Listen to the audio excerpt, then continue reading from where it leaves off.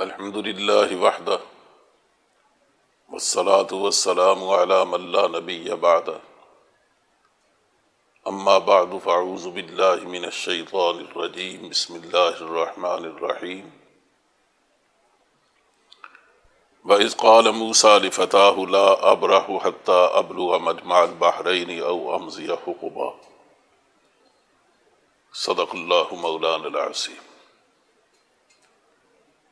میرے بھائیوں اور عزیزوں، میری بہنوں اور بچیوں، آج ہم 16واں پارہ شروع کر رہے ہیں، لیکن آپ کو یاد ہوگا کہ 15ویں پارے کے آخر میں سورہ کہف میں ہم یہ پڑھ چکے ہیں کہ یہود کی انگیخت سے مشرکین مکہ نے نبی کریم صلی اللہ علیہ وسلم سے 3 سوالات کیے تھے۔ ان میں ایک اصحاب کہف کے بارے میں تھا، دوسرا ذوالقرنین کے بارے میں، اور تیسرا اور سوال تھا جو آگے آ رہا ہے۔ تو اصحاب کہف کے بارے میں ہم پڑھ رہے تھے، اس کو تو ہم پڑھ چکے، لیکن تیسرا سوال جو حضرت موسیٰ اور خضر کے بارے میں تھا وہ 15ویں پارے کے آخر میں شروع ہوتا ہے، تو وہاں ہم نے سلسلہ کرام روک دیا تھا، اس لیے آج ہم وہاں سے آغاز کر رہے۔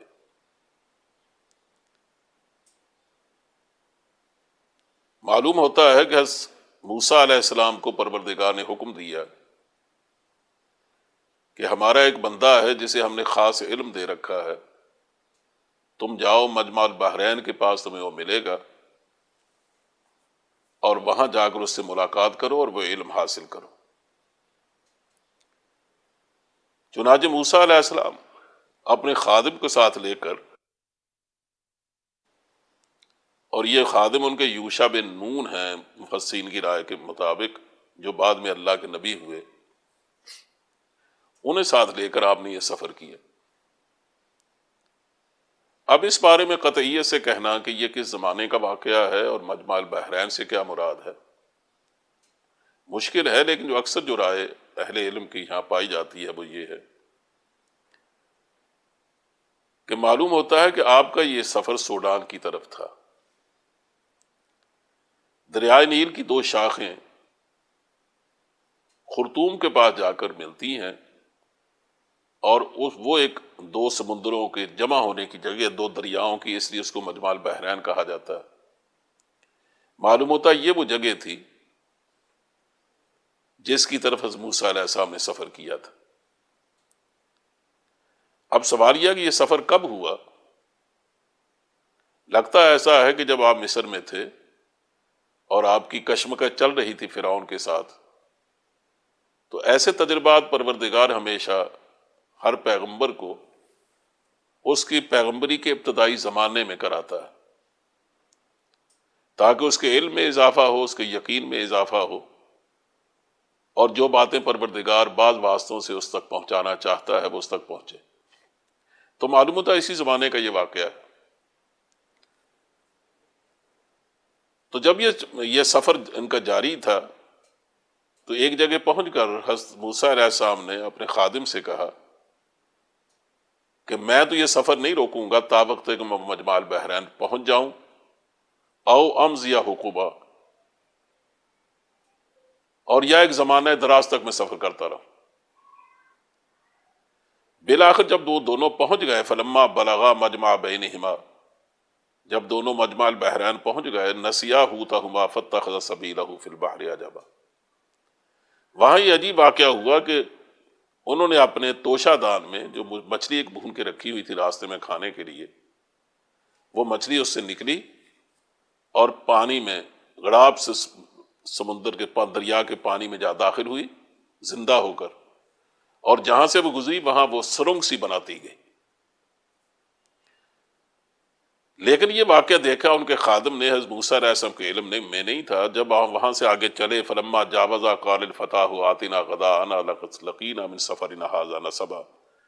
تو آگے چل کر اپنے خادم سے کہا کہ اس سفر نے تو مجھے بہت تھکا دیا ہے، مجھے بھوک محسوس ہو رہی ہے، لاؤ ہمارا ناشتہ لاؤ۔ تب انہوں نے کہا کہ مجھے تو افسوس ہے، مجھے آپ کو بتانا یاد نہیں رہا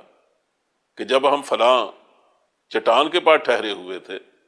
تو عجیب واقعہ پیش آیا، لیکن نسیت الحوت، میں تو مچھلی کو بھول ہی گیا تھا، اور وہ واقعہ شیطان نے مجھے بھلا دیا کہ واتخذ سبیلہ فی البحر عجبا،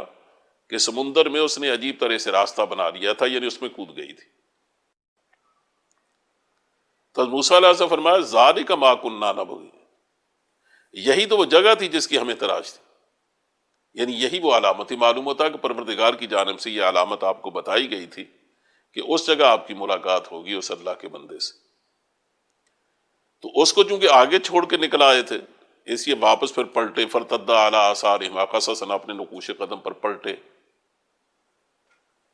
تو وہاں ان کو اس اللہ کے بندے سے ملاقات ہوئی۔ فوجد عبدا من عبادنا آتیناہ رحمتا من عندنا وعلمناہ من لدنا علما، وہاں انہوں نے ہمارے بندوں میں سے ایک بندے کو پایا جسے ہم نے اپنی رحمت سے نوازا تھا اور اپنی طرف سے خاص علم عطا کیا تھا۔ اب یہ بھی ایک سوال ہے کہ اللہ کے جس بندے سے آپ کی ملاقات ہوئی وہ کون تھے؟ زیادہ تر رائے یہی ہے، اگر جو بعض لوگوں نے حضرت الیاس کا نام لیا لیکن یہ صحیح نہیں ہے، وہ حضرت خضر علیہ السلام تھے، ان سے آپ کی ملاقات ہوئی۔ لیکن یہ خضر کون ہیں؟ کیا کوئی انسان ہے، کوئی فرشتہ ہے؟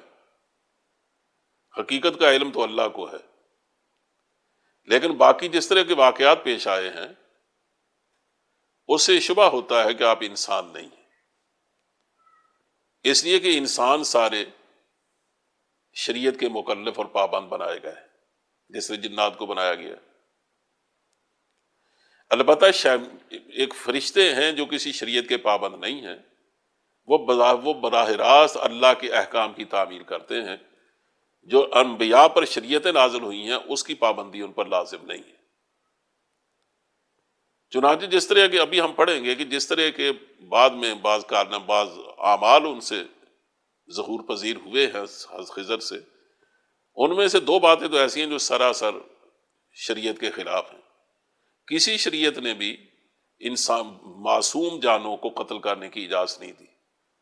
جبکہ حضرت خضر کے ہاتھوں ایک معصوم بچہ قتل ہوا۔ اب اگر وہ انسان ہے تو یہ بہت بڑا گناہ ہے، اور اسی وجہ سے اس پر حضرت موسیٰ خاموش بھی نہیں رہ سکے۔ تو جن کو اللہ تعالیٰ اپنا بندہ قرار دیتا ہے، ظاہر ہے کہ وہ اس طرح کے نافرمان تو نہیں ہو سکتے، اس سے شبہ ہوتا ہے کوئی شاید انسان نہیں ہے۔ تو پھر کیا ہے، کوئی فرشتہ ہے؟ قرآن کریم نے ان کو اپنا بندہ قرار دیا ہے۔ بندہ کا لفظ ایسا ہے کہ جو فرشتوں پر بھی قرآن کریم نے بولا ہے۔ بس آپ پر فرشتوں کے بارے میں فرمایا انہم عباد مکرمون، وہ بندے ہیں جن کی عزت کی گئی ہے، عزت معزز ہیں وہ بندے۔ اسی اس کا امکان ہے، لیکن شریعت نے اس کے بارے میں، قرآن و سنت اس بارے میں خاموش ہیں، کہیں بھی اس کا ذکر نہیں آیا کہ وہ فرشتے ہیں۔ اب یہ اللہ ہی بہتر جانتا ہے، انسان ہونا تو ان کا مستبد معلوم ہوتا ہے، فرشتے ہونے کے بارے میں یقین سے نہیں کہا جا سکتا۔ اس کا بھی امکان ہے کہ وہ اس کے علاوہ کوئی ایسی مخلوق ہو جس کے بارے میں قرآن و سنت نے ہمیں کچھ نہیں بتایا، لیکن یہ بہرحال ایک حقیقت ہے کہ ان کا ایک وجود ہے، اور انہی کی ملاقات حضرت صلی اللہ علیہ وسلم سے بھی ہوئی، اور بعض اور انبیاء کرام سے یا بعض اولیاء کرام سے بھی ان کی ملاقاتیں ثابت ہیں۔ بعد جب ان سے ملے تو حضرت موسیٰ نے ان سے کہا هل اتبعک علی ان تعلمنی مما علمت رشدا، کہا کیا میں آپ کے ساتھ رہ سکتا ہوں تاکہ آپ مجھے بھی اس تعلیم سے کچھ دیں، اس علم سے کچھ سکھائیں جو اللہ نے آپ کو عطا فرمایا، جو آپ کو سکھایا گیا۔ تو انہوں نے فرمایا انک لن تستطیع معی صبرا، آپ میرے ساتھ صبر نہیں کر سکیں گے، آپ رہ نہیں سکیں گے۔ اور پھر اس کی وجہ بھی بیان فرمائی کہ وَكَيْفَ تَصْبِرُ عَلَىٰ مَا لَمْ تُحِطْ بِهِ خُبْرًا، اس چیز کی جس چیز کی آپ کو خبر نہ ہو، ظاہر آپ اس پر صبر کیسے کر سکتے ہیں؟ کہ جو کام میں کروں گا، چونکہ آپ اس کی حقیقت سے واقف نہیں ہوں گے تو یقین اس پر بولیں گے۔ تو حضرت موسیٰ علیہ السلام فرمایا ستجدنی انشاءاللہ صابرا ولا عاصی لک امرا، آپ انشاءاللہ مجھے صابر پائیں گے اور میں آپ کے حکم کی نافرمانی نہیں کروں گا۔ قال فإن اتبعتنی فلا تسألنی عن شيء حتى أحدث لك منه ذکرا، کہا اگر آپ نے میرے ساتھ چلنا ہے تو پھر شرط یہ ہے کہ مجھ سے کوئی بات مت پوچھیں تا وقت ہے کہ میں خود ہی اس کا مطلب بیان نہ کر دوں۔ چنانچہ چلے، فن طلقہ، دونوں چلے۔ سب سے پہلا تجربہ یہ ہوا کہ ایک دریا پار کرنا تھا، کشتی میں سوار ہوئے، نئی کشتی تھی، لڑکے بالے چلانے والے تھے، انہیں بزرگ سمجھ کے کہا جاتا ہے، کرایہ بھی نہیں دیا، لیکن راستے میں حضرت خضر نے کیا کیا کہ اس کشتی کو داغدار کر دیا، اس کا ایک پٹا توڑ ڈالا، یعنی ان کے احسان کا یہ بدلہ دیا۔ اب حضرت موسیٰ علیہ السلام ٹھہرے جلالی نبی، وہ کہاں چپ رہ سکتے تھے اس بات پر، اسی سراسری شریعت کے خلاف بھی تھا کہ احسان کا بدلے میں ایسا کوئی کام کرنا جو شرافت سے بھی گرا ہوا ہو، تو اس کی شریعت کہاں اجازت دیتی؟ اور پھر یہ تو یہاں تو احسان بھی تھا، احسان نہ بھی ہو تو جب بھی کسی آدمی کی کسی چیز کا جس کی وہ ملکیت رکھتا ہے، جائز ملکیت، اس کا ظاہر نقصان کرنا تو ہرگز جائز نہیں، تو گناہ کبیرہ ہے۔ تو اس لیے آپ نے فرمایا، کہا کہ اخرقتھا لتغرق اہلھا، کہا تو نے توڑ ڈالا اس کشتی کو تاکہ باقی جو کشتی کے مسافر ہیں ان کو بھی غرق کر دے۔ لقد جئت شیئا امرا، آپ نے تو بڑی آپ نامناسب بات کی آپ۔ قال الم اقل انک لن تستطیع معی صبرا، کہا میں نے نہیں کہا تھا کہ تم میرے ساتھ نہیں رہ سکو گے۔ اب حضرت موسیٰ نے کہا لا تؤاخذنی بما نسیت ولا ترہقنی من امری عسرا، کہا بھول چوک پر مجھے آپ نہ پکڑیے، میرے معاملے میں ذرا سختی سے کام نہ لیجیے، غلطی ہو گئی۔ فانطلقا حتی اذا لقیا غلاما، پھر چلے، راستے میں ایک لڑکا ملا، ایک لڑکے کو دیکھا کھیل رہا تھا، تو حضرت خضر نے کیا کیا، فقتلہ، اس کو قتل کر دی۔ حضرت موسیٰ پھر نہ برداشت کر پائے، کہا اقتلت نفسا زکیۃ بغیر نفس،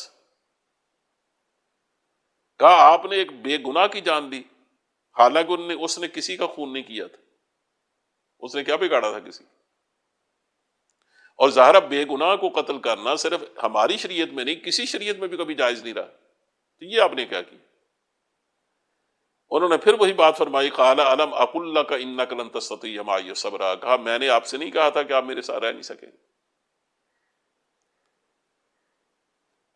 اب فرمایا قال ان سألتک عن شیء بعدھا فلا تصاحبنی، حضرت موسیٰ علیہ السلام کہنے لگے کہ اگر میں اب پوچھوں آپ سے پھر آپ مجھے ساتھ نہ رکھیے،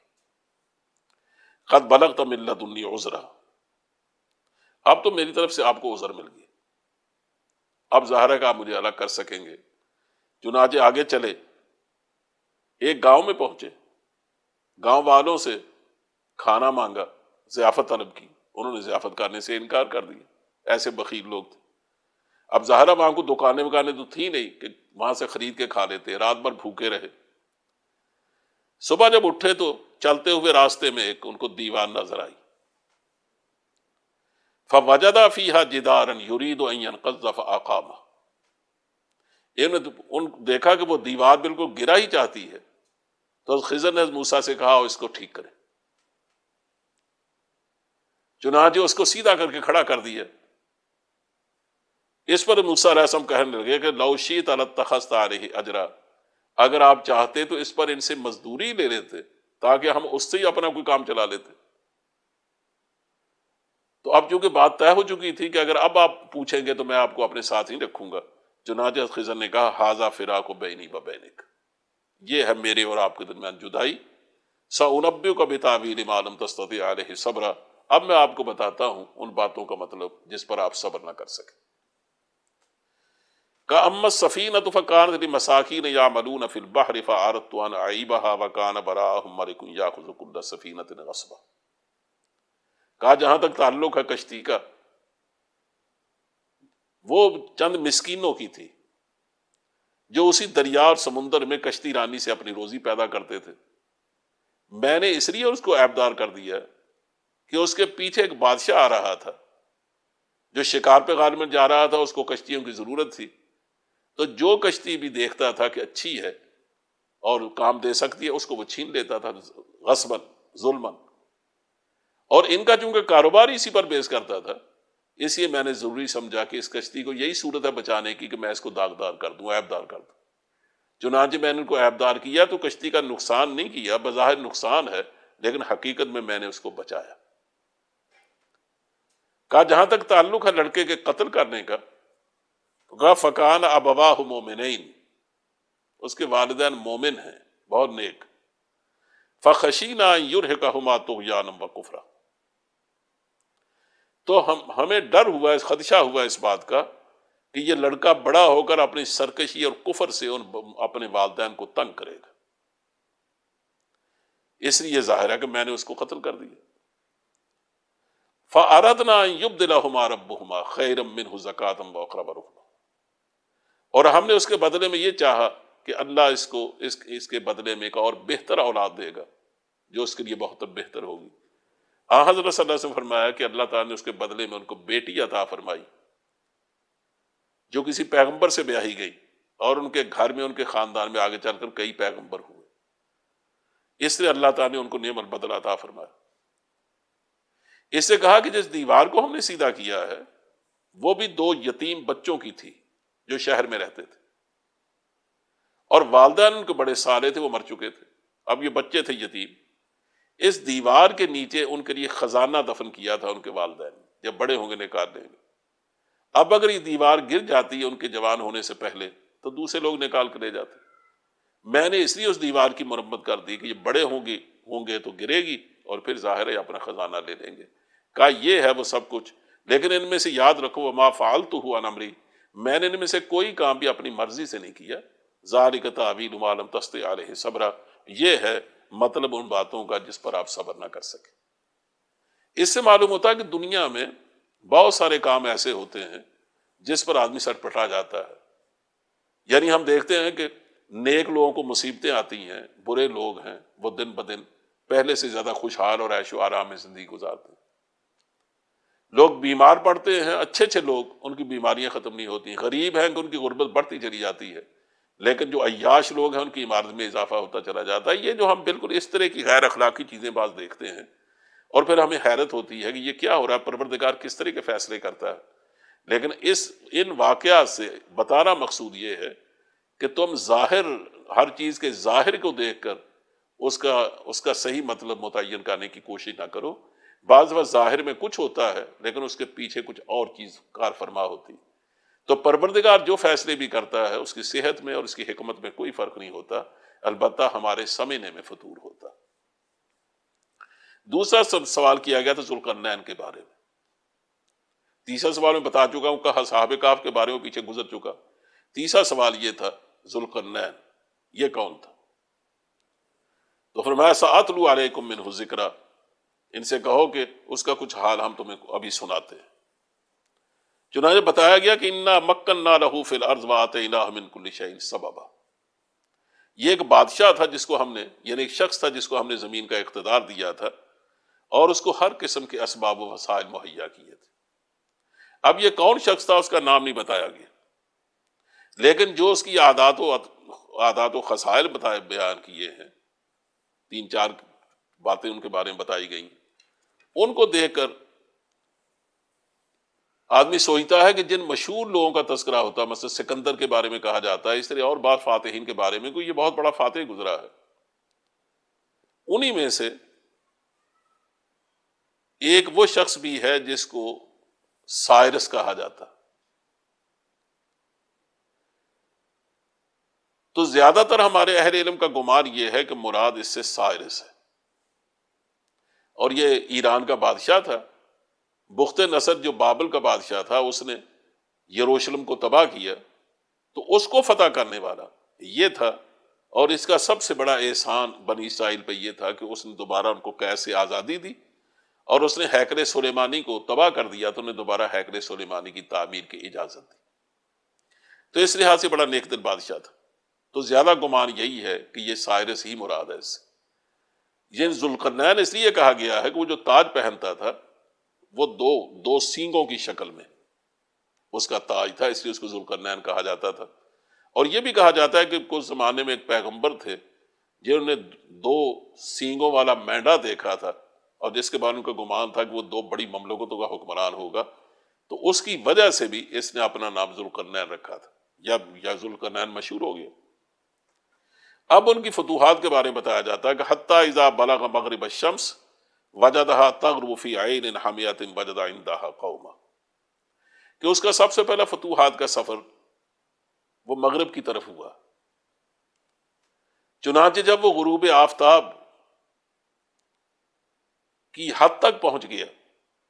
تو وہاں اس نے پایا، دیکھا اسے سورج کو کہ وہ ایک کالے پانی میں ڈوب رہا۔ تو معلوم ہوتا کہ مغرب تک وہ فتوحات کرتا چلا گیا حتیٰ کہ سمندر کے کنارے جا پہنچا۔ اب ظاہر ہے کہ سورج جب غروب ہوا تو دور تک سمندر ہے، تو سمندر ہی کے پانی میں ڈوبتا ہوا یقیناً دکھائی دینا تھا، تو اس کا مطلب ہے زمین کے اس طرف کے آخری کنارے پر پہنچ گیا۔ وَوَجَدَ عِندَهَا قَوْمًا، وہاں اس نے کچھ ایسے لوگوں کو پایا، کچھ وہاں یعنی جو لوگ وہاں آباد ہوں گے تو وہ بڑے غریب لوگ تھے۔ تو پروردگار کہتے ہیں قُلْنَا يَا ذَا الْقَرْنَيْنِ إِمَّا أَن تُعَذِّبَ وَإِمَّا أَن تَتَّخِذَ فِيهِمْ حُسْنًا۔ یہاں کہنے سے مراد یہ نہیں ہے کہ وہ اللہ کے نبی تھا تو اس کی طرف وحی گئی، بلکہ مطلب یہ ہے کہ صورتحال سے ہم نے اس کے دل میں یہ بات ڈالی کہ تمہاری یہ دونوں باتیں کھلی ہیں کہ چاہے ان غریبوں پر ظلم کرو اور عذاب دو انہیں، اور چاہے ان پر احسان کرو۔ لیکن وہ چونکہ نیکتل حکمران تھا، اس نے ان لوگوں کو کہا کہ اما من، اب چونکہ یہ علاقہ میں نے فتح کر لیا تو میری رعایا بن گئے ہو، تو ان سے کہا اما من ظلم فسوف نعذبہ ثم يرد الى ربہ فیعذبہ عذابا نکرا، کہ دیکھو تم میں سے جس نے ظلم کیا اس کو ہم بھی سزا دیں گے، اور پھر جب وہ مرنے کے بعد اپنے رب کی طرف لوٹایا جائے گا وہ اس کو بہت بڑا عذاب دے گا۔ اس سے معلوم ہوتا ہے کہ وہ بادشاہ یقین اللہ پر ایمان رکھنے والا تھا۔ تو سائرس بھی اللہ پر ایمان رکھنے والے بادشاہوں میں سے گزرا ہے۔ اور دوسری بات یہ کہی وَأَمَّا مَنْ آمَنَ وَعَمِلَ صَالِحًا، اور جو شخص ایمان لایا اور نیک عمل کیے اس نے، فَلَهُ جَزَاءً الْحُسْنَى،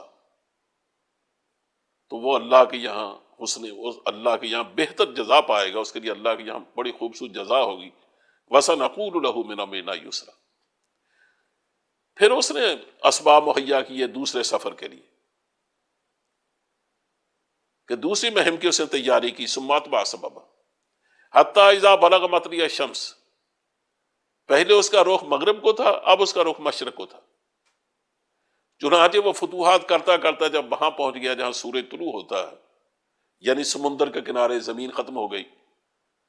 تو وجدها تطلع على قوم لم نجعل لهم من دونها سترا كذلك، اس نے وہاں ایک ایسی قوم دیکھی کہ سورج اور ان کے درمیان کوئی پردہ نہیں تھا، سورج ان کے سروں پر نکلتا تھا۔ اس کا مطلب یہ ہے کہ وہ ایسی غیر مہذب قوم تھی کہ ان کو یہ بھی معلوم نہیں تھا کہ خیمے ہی بنائے جا سکتے ہیں، گھر تو ان کے یہاں تھے ہی نہیں، وہ خیموں سے بھی ناواقف تھی، اس لیے کھلے عام وہ دھوپ میں رہتی تھی۔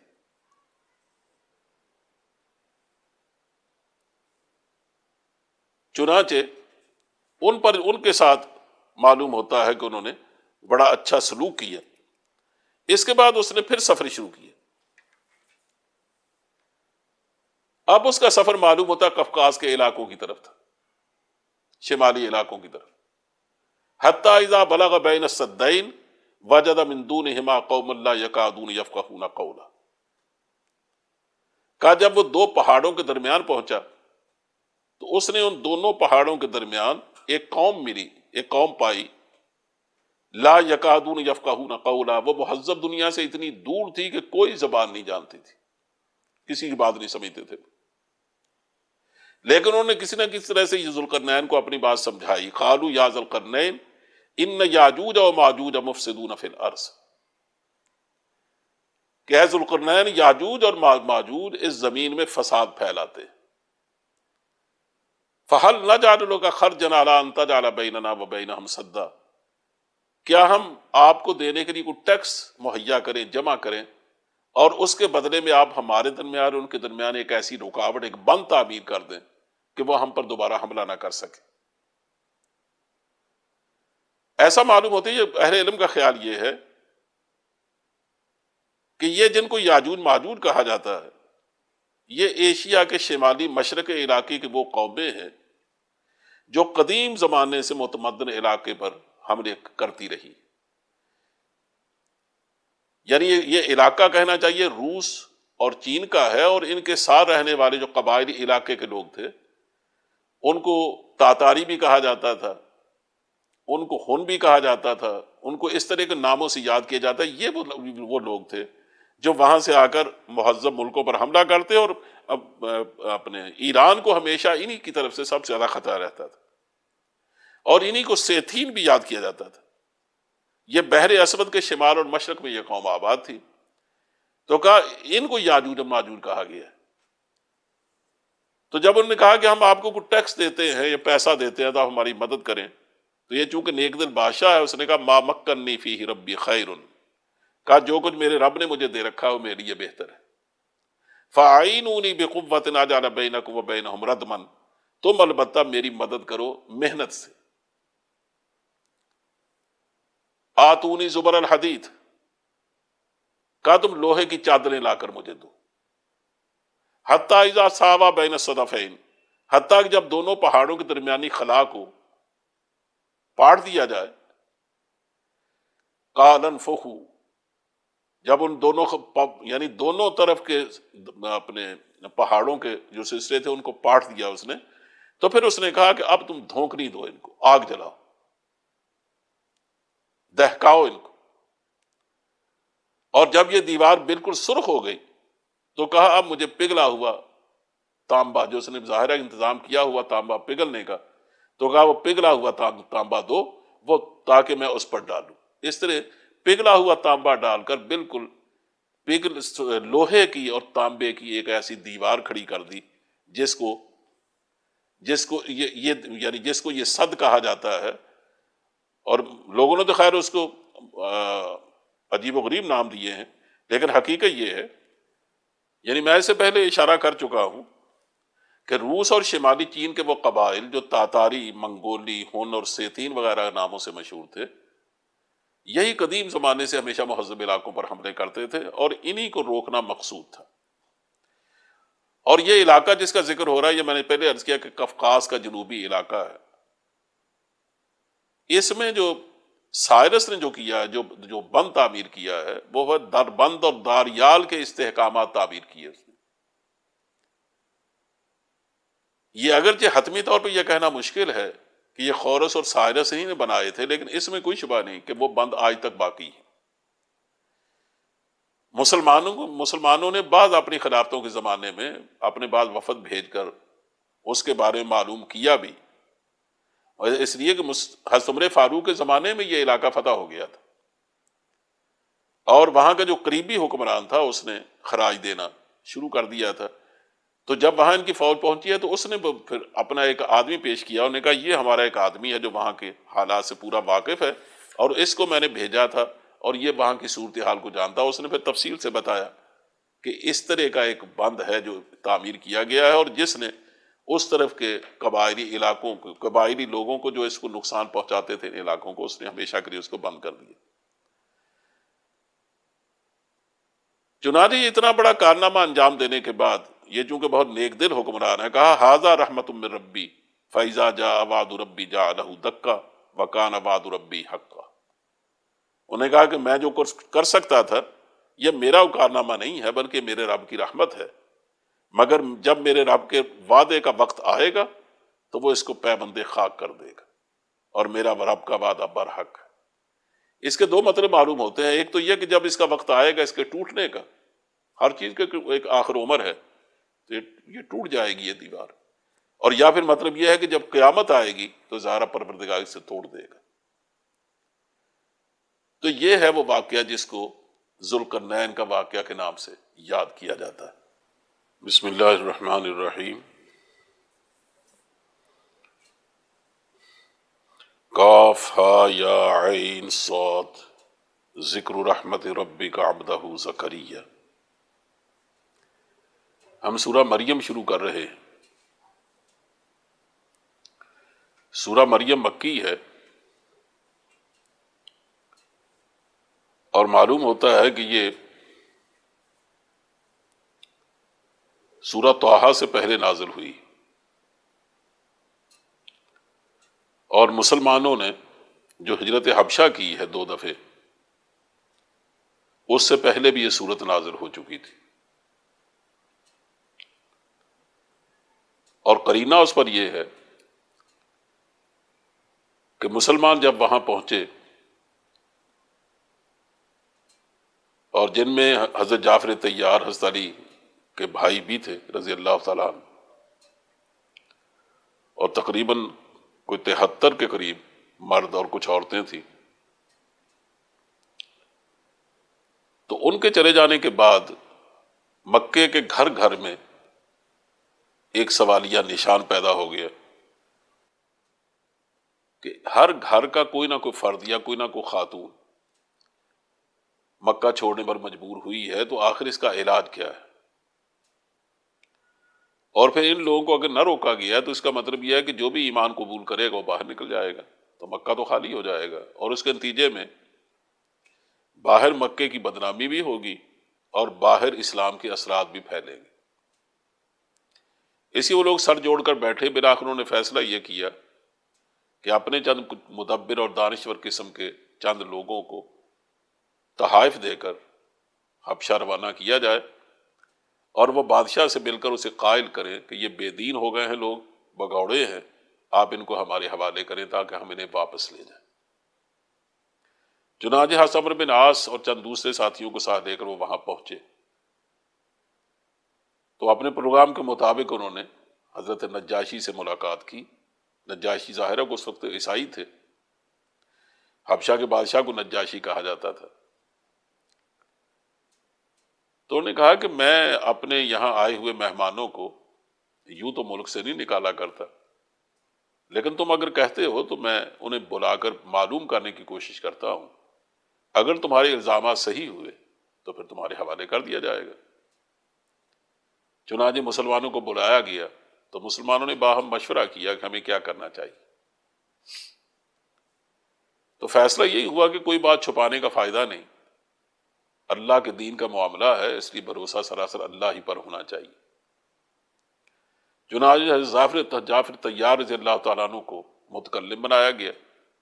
اور انہوں نے بادشاہ کے سامنے صورتحال واضح کی کہ جاہلیت کے زمانے میں ہمارے کس طرح کے حالات تھے، ہمارا کردار کیا تھا، ہمارے عقائد کیا تھے۔ اللہ نے ہم پر احسان کیا کہ ہم ہی میں سے ایک شخص کو اللہ نے نبوت عطا فرمائی، جس کو ذاتی طور پہ ہم جانتے تھے، اس سے بہتر طور اتوار کا اور کردار کا کوئی آدمی ہمارے ملک میں نہیں تھا، اس کے خاندان کی شرافت سے ہم واقف تھے۔ چنانچہ اس پر جو کتاب اتری وہ ہم نے سنی، وہ جو تعلیم دیتا ہے اس نے ہمیں اپیل کیا، تو ہم مسلمان ہو گئے۔ ان لوگوں نے ہمارا جینا مشکل کر دیا، ہمارے اپنے وطن کو ہمارے لیے جہنم بنا دیا، تو بادشاہ ہم تیرے شہر میں اور تیرے وطن میں پناہ لینے کے لیے آئے ہیں، سنا ہے کہ آپ اپنے مہمانوں کو نہیں نکالتے اور آپ خدا ترس آدمی ہیں، اس لیے ہمیں آپ یہاں سے نہ نکالیں۔ بادشاہ نے کہا کہ تم نے بتایا ہے کہ تمہارے پیغمبر پر ایک کتاب اتری ہے، تو کیا مجھے تم اس کا کچھ حصہ سنا سکتے ہو؟ تو جاتے ہوئے ان کے ساتھ سورہ مریم دی گئی تھی انہیں۔ چنانچہ انہوں نے یہ سورہ مریم کا پہلا رکوع، جس میں حضرت یحییٰ علیہ السلام کی ولادت کا ذکر ہے،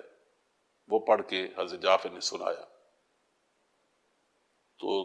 نجاشی اس قدر خوش ہوا سن کر اور اس قدر متاثر ہوا کہ اس کی آنکھوں سے آنسو جاری ہو گئے، اور انہوں نے کہا کہ یہ معلوم ہوتا ہے ایک ہی مشکات سے نکلی ہوئی نور کی شعائیں ہیں، انجیل بھی اور یہ آپ کی کتاب بھی، ان کا سرچشمہ ایک ہے، تو وہیں سے یہ تعلیم پھوٹی۔ تو انہوں نے قریش کے لوگوں سے کہا کہ میں تمہارے حوالے ان لوگوں کو نہیں کر سکتا۔ چنانچہ اگلے روز انہوں نے نئے سرے سے، عمرو بن عاص ظاہرہ جاہلیت کے زمانے میں بہت ذہین آدمی تھے اور بعد میں اسلام میں آ کر بڑے کارنامے انجام دیے،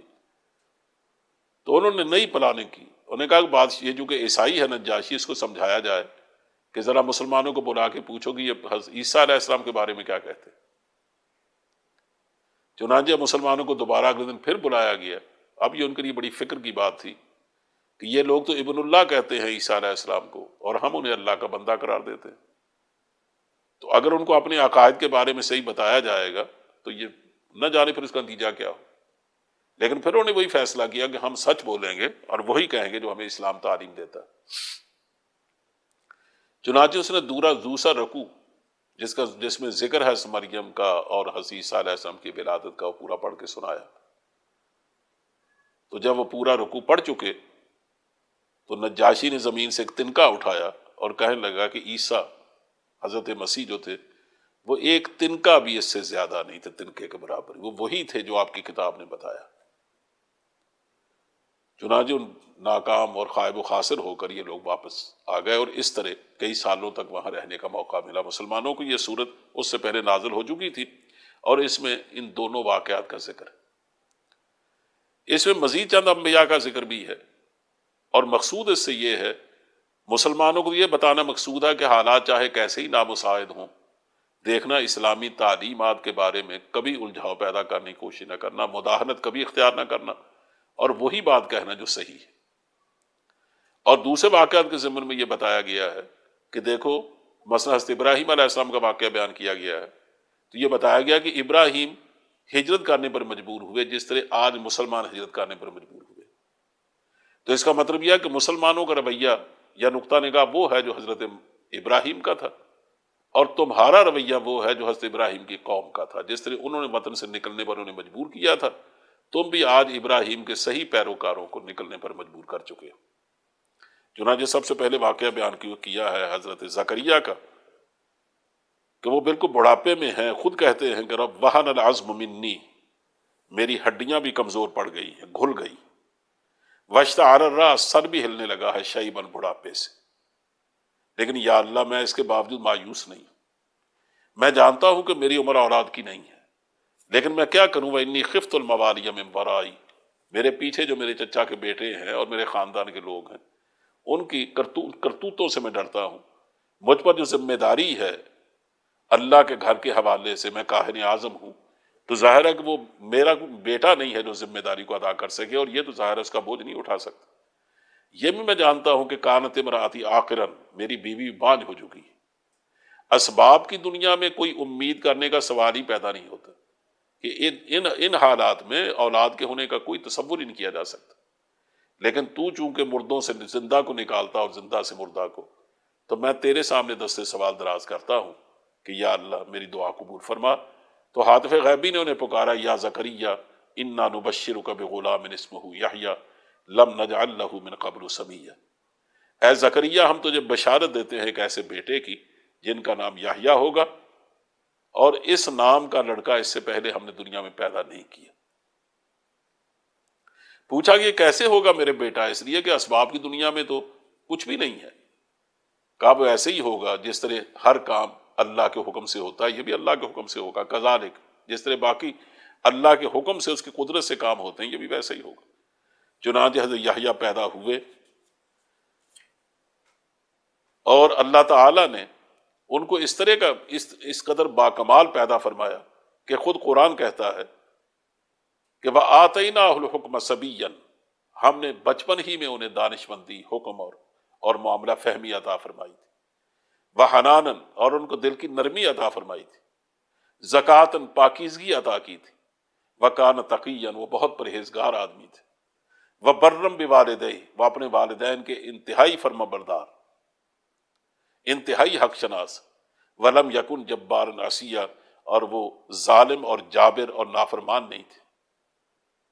ان کا واقعہ اس لیے بیان کیا ہے کیونکہ اس کے بعد حضرت عیسیٰ علیہ السلام کی ولادت کا واقعہ بیان ہو رہا ہے کہ وہ اگر بغیر باپ کے پیدا ہوئے ہیں، یعنی ایک سبب ماں کا تو ہے،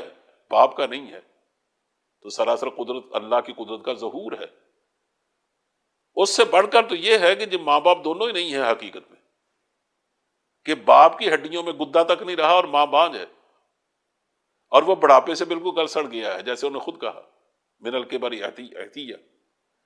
تو اس کا مطلب یہ ہے کہ ان کو اللہ نے اولاد دی ہے تو بغیر اسباب کے دی ہے، ان کو پیدا کیا ہے تو بغیر باپ کے پیدا کیا ہے۔ اگر یہ بغیر اسباب کے بلکہ ایک طرح سے ماں باپ کے بغیر پیدا ہوئے ہیں، تو یہ اگر خدا کے بیٹے نہیں ہیں تو وہ خدا کا بیٹا کیوں؟ اس کے بعد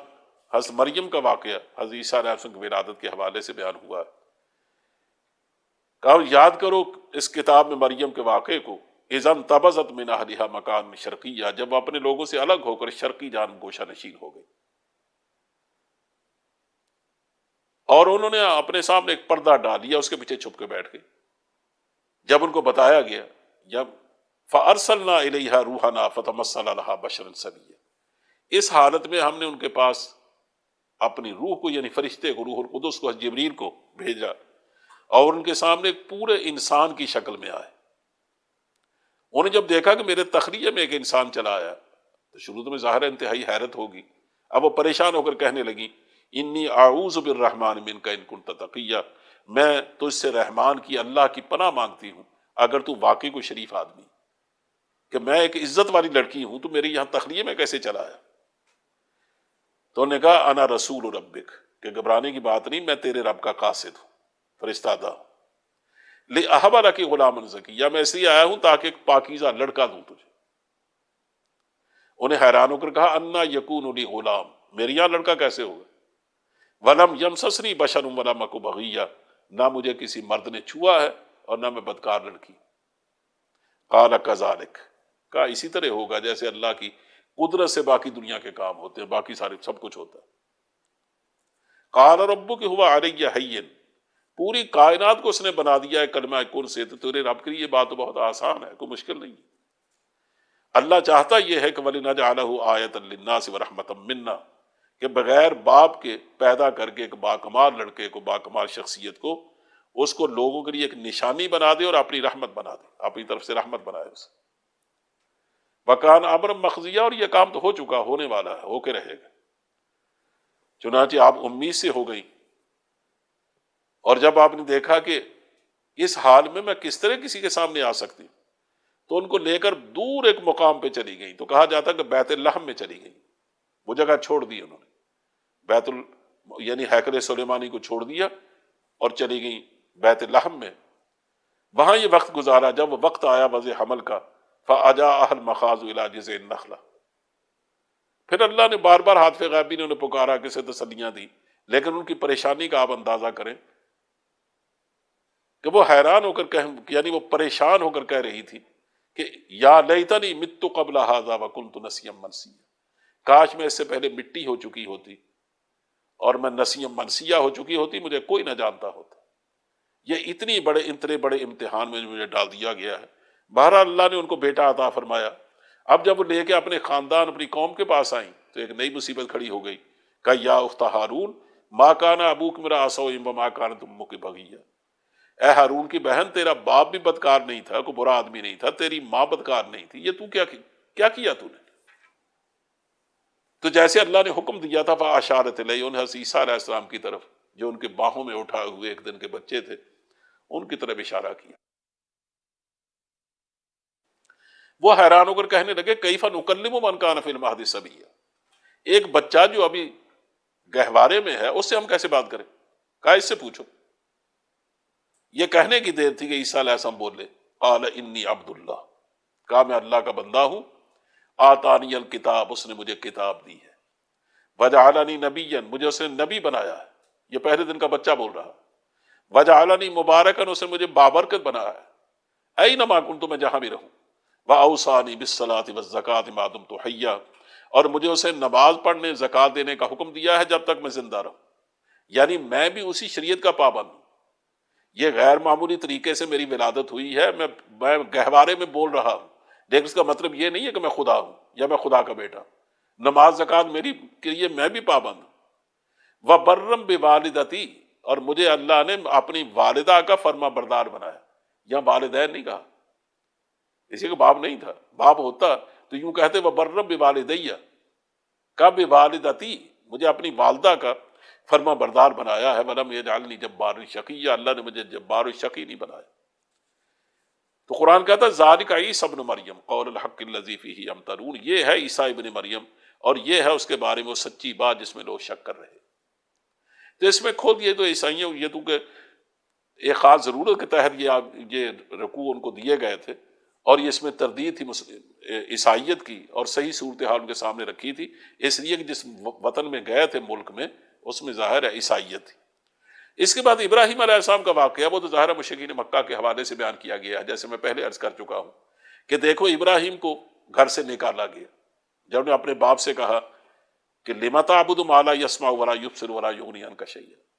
یا اللہ اے ابا جان آپ کیسے عبادت کرتے ہیں، بندگی کرتے ہیں ان کی جو نہ وہ سنتے ہیں نہ وہ دیکھتے ہیں نہ وہ کسی کام آ سکتے ہیں۔ ان کو سمجھانے کی کوشش کی لیکن باپ نے بفر کر کہا کہ لئن لم تنتہ لارجمنک واہجرنی ملیہ، کہ ابراہیم اگر تو باز نہ آیا، اگر تو رکا نہیں تو میں تجھے سنگسار کر دوں گا، تو ہمیشہ کے لیے مجھ سے الگ ہو جا، نکل جا یہاں سے۔ کہا دیکھو جس نے تم نے سارے انسانوں کو مجبور کیا ہے کہ وہ جا کر پرائے دیش میں بنا لیں، اسی طرح ابراہیم علیہ السلام کو ان کی قوم نے مجبور کیا تھا۔ اب تم ملت ابراہیمی کا دعویٰ کرتے ہو لیکن اندازہ کرو کہ تمہارے لچھن کیا ہے۔ اس کے بعد سورہ طٰہٰ ہے، اس کا نزول سورہ مریم کے بعد ہے، اور اس طٰہٰ کے حوالے سے چونکہ بہت بڑا واقعہ ہے تاریخ میں جو ہمیشہ یاد کیا بھی جاتا ہے، تو اس سے ہمیں اندازہ ہو جاتا ہے کہ اس کا کون سا زمانہ ہے اس کے نزول کا، کیونکہ یہ بات مشہور ہے، آپ سب لوگ بھی جانتے ہیں کہ حضرت عمر فاروق نبی کریم صلی اللہ علیہ وسلم کے قتل کے ارادے سے نکلے تھے گھر سے۔ راستے میں ایک صاحب ملے، ان سے پتہ چلا کہ ان کے بہن اور بہنوئی مسلمان ہو چکے۔ وہ خیال تو خیر جہاں رہا سو رہا، بپھرتے ہوئے اپنی بہن کے دروازے پر پہنچے، جا کے دستک دی، لیکن اتنے میں انہیں اندر سے آواز سن لی کہ کوئی ان کو قرآن پڑھا رہا۔ دروازہ کھولا، پوچھا کیا پڑھ رہے تھے؟ انہوں نے کہا کچھ نہیں۔ انہوں نے کہا میں سن چکا ہوں، مجھے دکھاؤ۔ انہیں انکار کیا تو انہیں اپنی بہنوئی کو مارنا شروع کر دیا۔ بہن نے آگے بڑھ کر روکنا چاہا، ان کو بھی مارا، حتیٰ کہ ان کا سر پھٹ گیا۔ تو دونوں نے بھی یک آواز کہا، خاص اور بہن نے ہمت کر کے جو اپنے باپ کی، جو اپنے بھائی کے پاؤں کی چاپ سن کر بھی گھبرا جایا کرتی تھی، آج اس کو اللہ کے دین نے ہمت عطا کی ہے۔ بہن بولی عمر ہم کو اگر تو مار بھی ڈالے،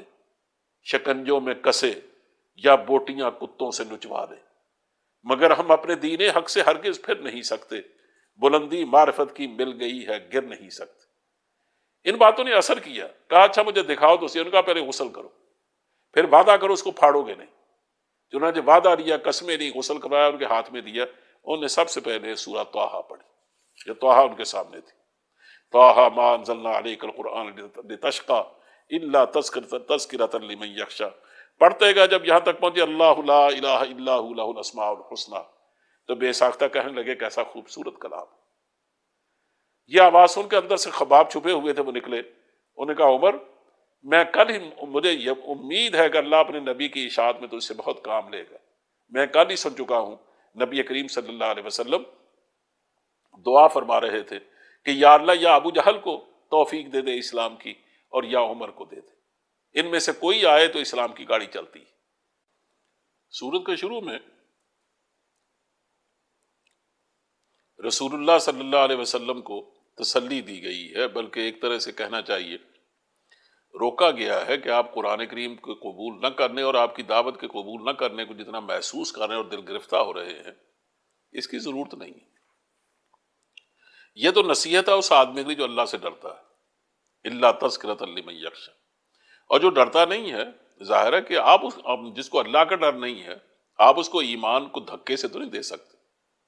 پھر اپنا تعارف کرایا گیا، اپنی صفات بیان کی گئی۔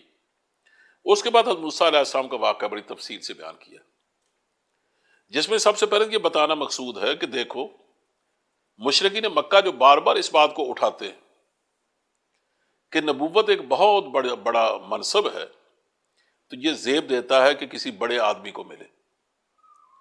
نبی کریم صلی اللہ علیہ وسلم تو پیدائشی طور پر یتیم پیدا ہوئے تھے، تو ظاہر ہے کہ آپ کے والد نے آپ کے لیے کوئی خاص جائیداد وراثت نہیں چھوڑی تھی۔ آپ نے قسم و پرسی میں دن گزارے، جوان ہوئے تو اپنے آپ کو سنبھالا، کامیاب تجارت کی، اس میں کوئی شبہ نہیں، لیکن ظاہر ہے کہ آپ کا شمار رؤساء میں نہیں تھا، شرفاء میں تو تھا۔ سیرت و اعتبار کے اعتبار سے تو آپ بے مثال ضرور تھے، لیکن عام سطح کے اعتبار سے کہنا چاہیے کہ رؤساء ان کو اپنے برابر کا آدمی نہیں سمجھتے تھے، تو ان کو نبوت کا ملنا ہی تو عجیب سی بات ہے۔ تو بتایا گیا ہے کہ یہ ظاہری مراتب جو تمہارے یہاں، اس کو دیکھ کر پروردگار نبوت نہیں دیتا۔ اگر ایسا ہوتا تو حضرت موسیٰ علیہ السلام کو کیسے مل جاتی، اور نہ وہ کہیں اجتماع کر کے کوئی اعلان کر کے نبوت دیا کرتا ہے، اس کے یہاں اس کے اپنے معیارات ہیں۔ اس کے اپنے معیارات کے مطابق جو پورا اترتا ہے ظاہر نبوت اس کو دی جاتی ہے، اور پھر اچانک نہیں دی جاتی، بہت پہلے سے اس کا فیصلہ ازل میں فیصلہ ہو چکا ہے۔ کہا دیکھو موسیٰ علیہ السلام کو ہم نے کس طرح نبوت دی ہے کہ وہ تو اپنی بیوی کو لے کر مدین سے نکلے، ملک بدر تھے بیچارے کئی سالوں سے، وہاں بکریاں چراتے رہے، وہاں اپنی بیوی جو ہی شادی ہوئی تھی وہاں سے لے کر مصر جا رہے تھے کہ دور سے انہوں نے ایک روشنی دیکھی اور اپنی بیوی سے کہنے لگے کہ میں جو روشنی دیکھ رہا ہوں ہو سکتا وہاں آگ ہو، تو میں جاتا ہوں تاکہ تمہارے تاپنے کے لیے کوئی لے آؤں، اس لیے سخت سردی کا موسم ہے، رات کا موسم وقت، اور یا ہو سکتا وہاں کو راستہ بتانے والا مل جائے، ایسا نہ ہو کہ ہم راستہ غلط کر گئے اور کہیں کے کہیں جا نکلے۔ لیکن جب وہاں پہنچے تو اللہ فرماتا کہ فلما اتاہا نودی یا موسیٰ، جب وہاں موسیٰ پہنچ گئے تو انہیں پکارا گیا انی انا ربک فاخلع نعلیک، کہ انہیں معلوم ہی نہیں تھا میں کہاں آ گیا ہوں، کہا میں تیرا رب ہوں، اپنے جوتے اتار دو، یہ پاکیزہ جگہ ہے، انک بالواد المقدس طویٰ، تم طور کی مقدس وادی میں ہو۔ اب اندازہ فرمائیں کہ ایک گڈریے کو جس کو کوئی تصور بھی نہیں ہو سکتا اس بات کا، اس کو اللہ نبوت دے دی اس کو، کہ اللہ کی رحمت کا کیا کہنا کہ آگ لینے کو جائیں پیغمبری مل جائے، وہ آگ لینے کو گئے تھے پیغمبری مل گئی، اور فرمایا جا رہا ہے انا اخترتک فاستمع لما یوحی، میں نے تجھے چن لیا ہے بس غور سے سن جو تجھے وحی کیا جاتا ہے۔ اس کے بعد بتایا کہ اننی انا اللہ لا الہ الا انا فاعبدنی، میں ہوں اللہ جس کا کوئی معبود نہیں، صرف الہ میں ہوں، میرے سوا کوئی معبود نہیں، فاعبدنی بس میری ہی بندگی کر، واقم الصلاۃ لذکری اور نماز کو میری یاد کے لیے قائم کر، ان الساعۃ آتیۃ اور یہ بات بھی قیامت آنے والی ہے، اکاد اخفیھا میں اس کو مخفی رکھ رہا ہوں، لتجزی کل نفس بما تسعی تاکہ ہر متنفس اپنی سعی کے مطابق بدلہ پائے۔ اس سے دیکھیے اندازہ کریں کہ موسیٰ علیہ السلام کو جو سب سے پہلی بات سکھائی گئی ہے وہ توحید ہے، کہ اللہ کے سوا کوئی الہ نہیں۔ تو عرب کے لوگوں تم نے الہ کہاں سے بنا لی؟ اور ان لوگوں نے، اہل کتاب نے، باوجود اس کے کہ وہ موسیٰ علیہ السلام کو مانتے ہیں، انہوں نے اللہ کے بیٹے اور اس کے شریک کہاں سے بنا لی؟ پھر دیکھو کہ تم، خاص طور مشرکین مکہ کو یہ بات کہی جا رہی ہے کہ تم آنے والی گھڑی کے بارے میں تصور ہی نہیں رکھتے، تو سب سے پہلے یہی علم دیا جا رہا ہے کہ ایک گھڑی آئے گی، یعنی وہ قیامت آنے والی ہے، اس کی فکر کرو۔ اس کے بعد جو معجزات آپ کو عطا ہوئے، ما تلک بیمینک یا موسیٰ، آپ کے ہاتھ میں کیا ہے، وہ عصا جس کو بہت بڑا اجتہا بنا دیا گیا۔ انہیں دعا کی کہ یا اللہ میری زبان اتنی رواں نہیں ہے، میں بہت فصیح نہیں ہوں، میرے بھائی کو میرے ساتھ کر دے، وہ مجھ سے زیادہ فصیح ہے، وہ افصح منی لسانا۔ چنانچہ یہ دعا ان کی قبول کر لی گئی، اور ساتھ ہی اپنے احسانات بھی بتائے کہ دیکھو آج تک ہم تم پر کیا کیا احسانات کر چکے ہیں، تاکہ تمہیں پتہ چلے کہ تم شروع ہوئی سے ہمارے منتخب رہے، کہ تمہاری پیدائش غیر معمولی طور پر، اور کس طرح ہم نے تمہاری حفاظت کی، کس طرح تمہیں ایک بڑے گھر میں پلنے کا موقع دیا، کس طرح تمہارے ہاتھ سے ایک قتل ہوا اور ہم نے تجھے بچایا، کس طرح پردیس میں تمہیں سہارا دیا۔ یہ قدم قدم پر ہمارے احسانات بے سبب نہیں تھے، تو ہم شروع سے ہماری نگاہوں میں تھا۔ اور کہا اذهب الى فرعون انه طغى، فرعون کے پاس جاؤ، وہ بہت بگڑ گیا ہے، اس کو سمجھاؤ جا کے۔ اس کے بعد آپ نے کوئی دعائیں مانگی ہیں، چنانچہ دونوں بھائیوں کو پھر جانے کا حکم دیا ہے، فرعون سے واسطہ پڑا۔ ایک لمبی تلخی ہے جو وہاں شروع ہوتی ہے، اور ایک کشمکش ہے، اور ایک کشمکش ویسی ہی ہے جیسے مکے میں اس زمانے میں ہو رہی تھی، اور فرعون وہی کچھ کر رہا تھا جو مشرکین مکہ کر رہے تھے، اور موسیٰ علیہ السلام انہی حالات سے گزر رہے تھے جن حالات سے نبی کریم صلی اللہ علیہ وسلم کو گزرنا پڑا۔ لیکن جب آپ نے محسوس کیا کہ ہم اگر جائیں گے تو میں چونکہ میرے ہاتھ سے تو قتل ہو چکا ہے، اور پھر یہ کہ ہماری حیثیت ان کے سامنے کیا ہے، وہ تو ہمیں قتل کروا دیں گے، تو پروردگار فرماتے ہیں لا تخافا اننی معکما اسمع و ارا، مت ڈرو میں تمہارے ساتھ ہوں، میں سن رہا ہوں، میں دیکھ رہا ہوں۔ یہ باتیں اس لیے سنائی جا رہی ہیں کہ جب اپنے پیغمبر کو اللہ تعالیٰ بھیجتے ہیں کسی قوم کے پاس، تو قوم چاہے ہزار منصوبہ بندیاں کرے، وہ اس کا کچھ نہیں بگاڑ سکتی، کیونکہ اللہ تعالیٰ اس کے ساتھ ہوتے ہیں، وہ دیکھتے ہیں، وہ سنتے ہیں۔ اس طرح پھر جو جیسے واقعات آگے چلتے ہیں، فرعون اب ملک بھر کے سارے جادوگروں کو اکٹھا کر کے ان کا مقابلہ کرنا چاہتا، لیکن وہ مقابلہ نہیں کر پا رہا۔ حتیٰ کہ جن لوگوں کو اکٹھا کیا وہی اس کے سامنے سجدہ ریز ہو جاتے ہیں اللہ کے حضور. اور جب وہ کہتا کہ تم نے یہ کیا حرکت کی کہ تم نے میری اجازت کے بغیر کیوں کیا ایسا، اور میں تمہیں سولی پر لٹکاؤں گا، یہ کروں گا وہ کروں گا، تو وہ صاف کہتے ہیں کہ جو چاہے کر گزر، تو زیادہ ہماری زندگی چھین سکتا ہے نا، اس سے زیادہ تو کچھ نہیں کر سکتا. لیکن ہم اس بات کو پا چکے ہیں کہ یہ مقابلہ جادو اور جادوگر نہیں تھا. جادوگر تو ہم ہیں، موسیٰ جادوگر نہیں ہے. جس طرح انہیں عصائے موسیٰ پھینکا اور وہ سانپ بنا اور اس نے جو کچھ ہمارے سارے طلسم کو نگل لیا، وہ ہم جانتے ہیں کہ وہ صرف معجزہ ہے. معجزے میں یہ قوت ہوتی ہے، جادو اس طرح کا نہیں ہوتا. چنانچہ اس طرح جب اللہ تعالیٰ نے حکم دیا پھر ایک لمبی کشمکش کے بعد کہ میرے بندوں کو لے کے یہاں سے نکلو، تو رات کو آپ لے کے نکلے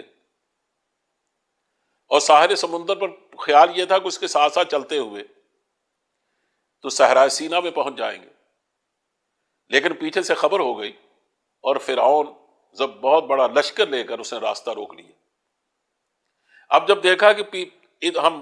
پیچھے تو سمندر ہے اور آگے فوجوں نے اگر ہمارا راستہ روک لیا ہے، تو تب اللہ نے حکم دیا کہ پھر اب کہ عصا مارو. چنانچہ عصا مارنے کی دیر تھی کہ خشک راستے بن گئے. آپ اسے پار اتر گئے. فرعون جب آ کر اس میں داخل ہوا، سمجھا کہ راستے بنے ہوئے تو میں بھی نکل جاؤں گا. این درمیان میں پہنچا تو فغشیہم من الیم ما غشیہم، سمندر کے پانی نے ڈھانک لیا اسے. یعنی وہ جو دونوں طرف موجیں اس طرح کھڑی تھی جیسے پہاڑ کھڑے ہوتے ہیں، وہ اچانک ان پر آ گری اور پوری فوج کو نگل لیا.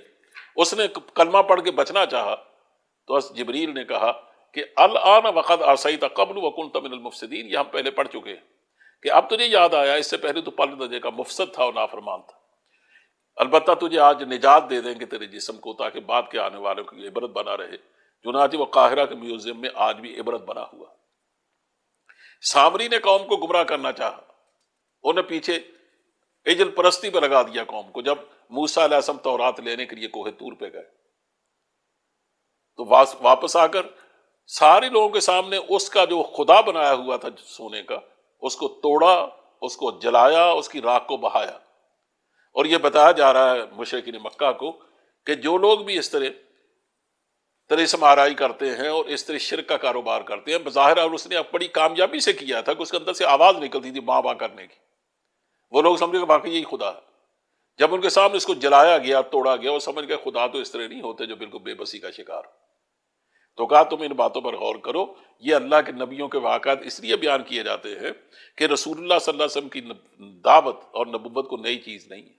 آپ وہی کچھ کہہ رہے ہیں اور وہی کچھ کر رہے ہیں جو سارے انبیاء کی دعوت تھی. اس کو قبول نہیں کرو گے تو انجام وہی ہوگا جو ان کی قوموں کا ہوا، اور قبول کر لو گے تو جنت بھی تمہاری اور دنیا کی سرافرازیاں بھی تمہاری. وآخر دعوانا ان الحمد للہ رب العالمین.